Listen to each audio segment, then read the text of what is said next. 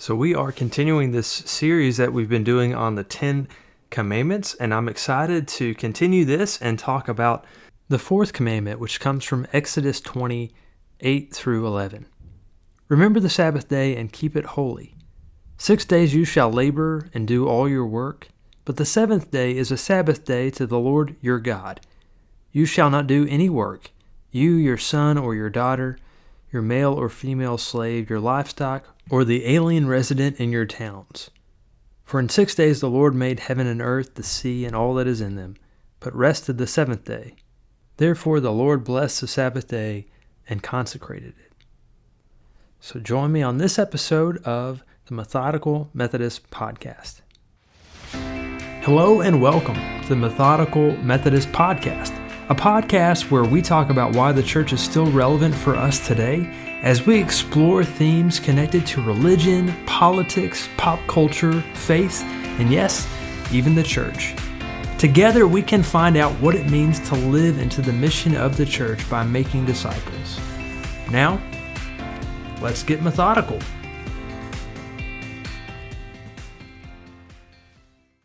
Hello everyone, I am your host, the Reverend Andrew Lay, and I'm excited to spend this time on the podcast today. If you like this show, I hope that you might take a minute to subscribe, rate, and write a review for the podcast. It helps to boost the show and make it to where more people can find it. You can also find me on Facebook at facebook.com/methodicalpod, and you can find me on Instagram as well at methodicalpod. So be sure to check me out. The word Sabbath comes from the Hebrew word, which means to cease or to rest. The fourth commandment, I think, is really one of the more challenging commandments because oftentimes we have a hard time stopping and resting.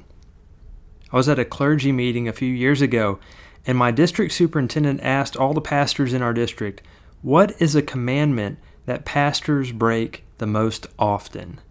Immediately, one of the other pastors shouted out, "Remember the Sabbath day and keep it holy." Everybody in the room kind of chuckled. You know, pastors have been known to bend or break this commandment from time to time. But the truth is, not just pastors struggle with this. I think this is something that everybody struggles with. Americans work harder and longer than ever before. We spend more hours at work than most countries. I once read an article about former Google executive and Yahoo CEO Marissa Mayer. She's known for her strong work ethic. She has regularly pulled off all-nighters during her time at Google and even worked from her hospital bed shortly after giving birth to her twins. She has been called the hardest working CEO in Silicon Valley, bar none. In this article, she shares details about her 130-hour work week. She says, "I am strategic about when I sleep, when I shower, when I eat, and how often I go to the bathroom." She goes on to say the nap rooms at Google were there because it was safer to stay in the office than walk to your car at 3 a.m. For my first 5 years, I did at least one all-nighter a week, except when I was on vacation, and the vacations were few and far between. When I heard this story, I was completely shocked. I did the math, and 130 hours a week is almost 5 straight days nonstop. It is no surprise that working this much can be extremely dangerous and damaging. Studies have shown that productivity actually plummets after 40 hours of work a week. Our bodies were not created to work 130 hours. Too much work has been proven to increase depression, anxiety, and cause a number of serious health issues. But I also can't help think how working this much might affect your family, friends, and especially your children. So this is an extreme example. Maybe you don't work that much. I hope that you don't work that much. But chances are you sometimes have a hard time taking a Sabbath. We often have a hard time stopping. We are busy. We have a lot to do. There is a lot on our plates. And we fall into this trap of busyness that leaves us feeling tired, hopeless, stressed, and burned out. In the story, Mayer is bragging about her strong work ethic and working so much each week. And a lot of people champion this kind of work ethic. The fourth commandment is really countercultural. Don't get me wrong, work is good, but you can have too much of a good thing. You can be overworked. For some reason, our society often thinks that rest is connected with weakness or laziness. The last thing I want is for people to think that I'm weak or lazy. A lot of people want to show off that they can do it all. They want to be the employee of the month and the parent of the year. They don't want people to think that they need a break or that they need to stop. But God gives us this commandment for a reason. Moses first gave this commandment to the people of Israel who had worked for years as slaves in Egypt. They were used to spending hours working because they had no other choice. They were slaves. They were forced to work. When God freed them from slavery, they were able to work at their own discretion. They were able to work when they wanted to and actually benefit from their own work. I have to imagine that it took some time for them to get used to this new freedom. It probably took a while for them to realize that free people can take some time off. So Moses offers this commandment to the people, saying, "Remember the Sabbath day and keep it holy. 6 days you shall labor and do all your work, but the seventh day is a Sabbath to the Lord your God. You shall not do any work, you, your son or your daughter, your male or female slave, your livestock, or the alien resident in your towns. For in 6 days the Lord made heaven and earth, the sea, and all that is in them, but rested the seventh day.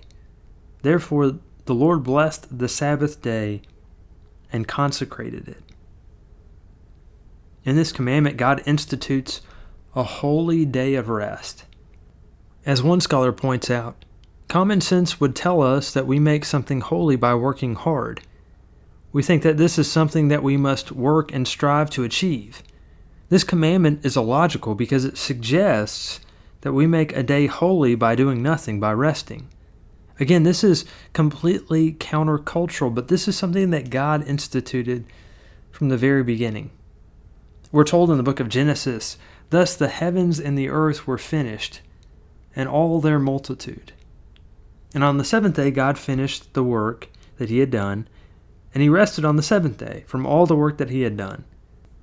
So God blessed the seventh day and hallowed it, because on it God rested from all the work that he had done in creation. The Sabbath was created by God for us. It was meant to be a way for us to slow down, relax, reflect, and rest.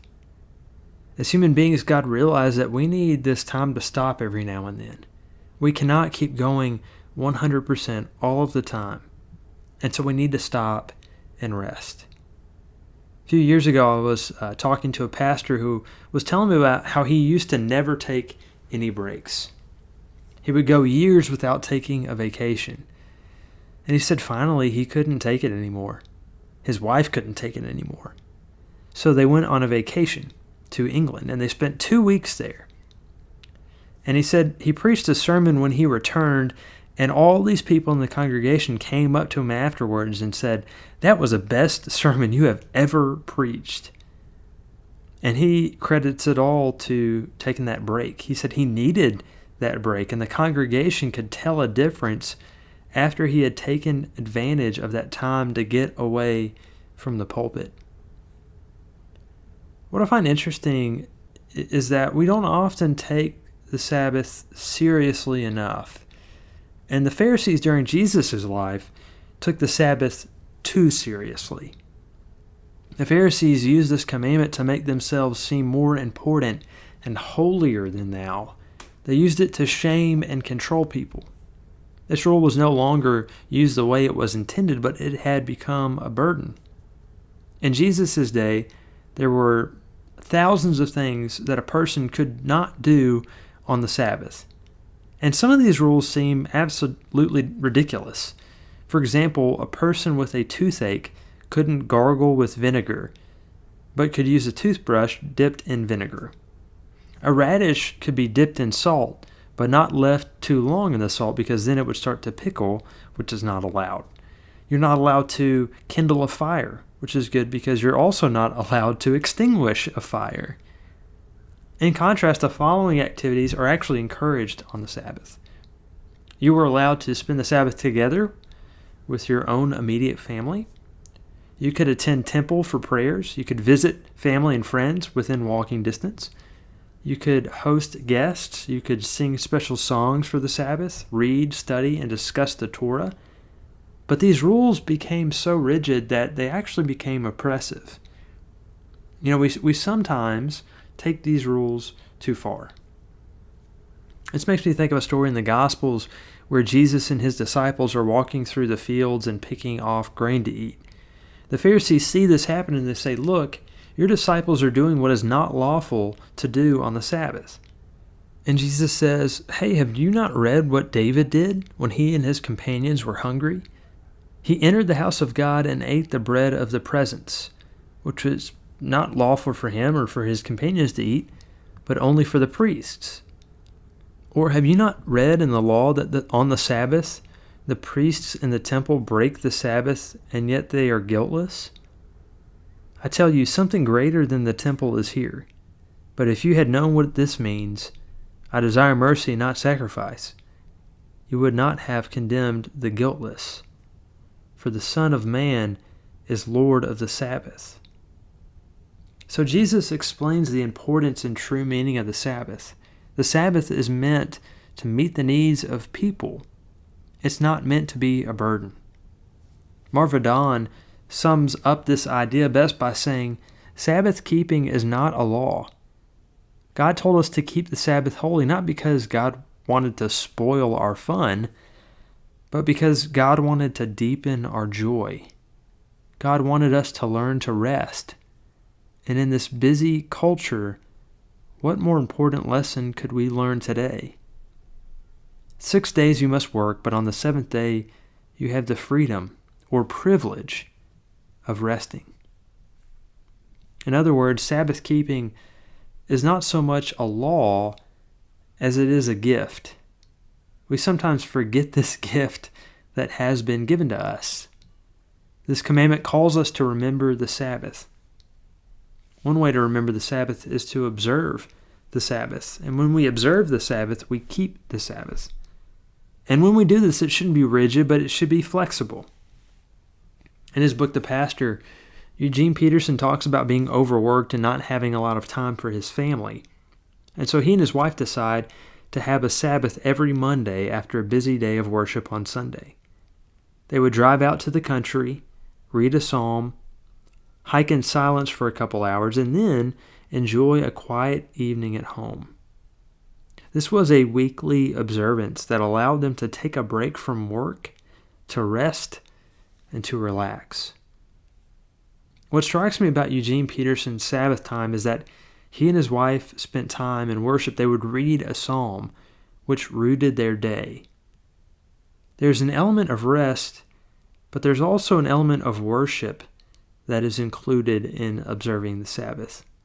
They made this day special. They set it apart from the other days of the week.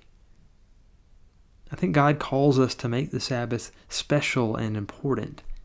The Sabbath does not necessarily have to be on Sunday morning at church. It can be a hike that you take with your family. It can be going and doing things that you love and enjoy. It can be in the evenings when you unplug your phones and your computers and televisions. I'm kind of trying to get into the practice of doing that at the end of the day, kind of putting my phone away and turning it off, getting away from some of my electronic devices and the emails and things like that. Because Sabbath is meant to be a special time for us to rest. And it's a special time for us also to enter into worship.